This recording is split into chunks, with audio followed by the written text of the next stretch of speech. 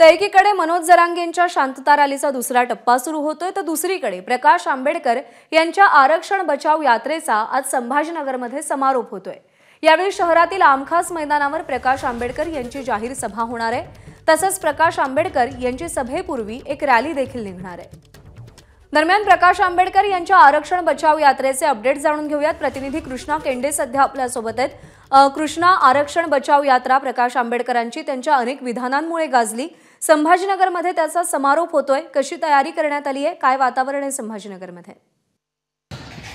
25 जुलैपासून वंचित बहुजन आघाडीचे सर्वेसर्वा प्रकाश आंबेडकर यांनी आरक्षण बचाव यात्रा या ठिकाणी सुरू केली आहे। 6 प्रमुख मागण्या घेऊन ही यात्रा या ठिकाणी सुरू करण्यात आलेली होती। या यात्रेचा समारोप आज छत्रपती संभाजीनगरमध्ये होतो आहे।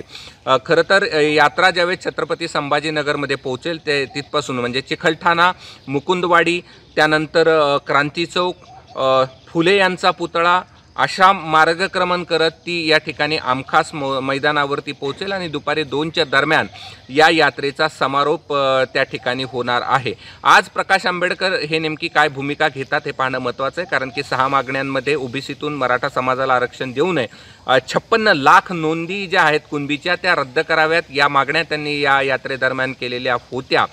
वेगवेगळे मुद्दे देखील यात्रेदरम्यान मांडले, त्यामुळे ही यात्रा निश्चित चर्चेत होती। आता पुढची त्यांची रणनीती नेमकी काय आहे, पुढे नेमकी काय भूमिका घेतात ते आज या ठिकाणी छत्रपती संभाजीनगरमधून स्पष्ट होऊ शकतं आणि दुपारी 2 वाजता आमखास मैदानावरती या यात्रेचा समारोप होणार आहे। धन्यवाद दिलेल्या सगळ्या सविस्तर माहितीसाठी। एबीपी माझा, उघडा डोळे बघा नीट।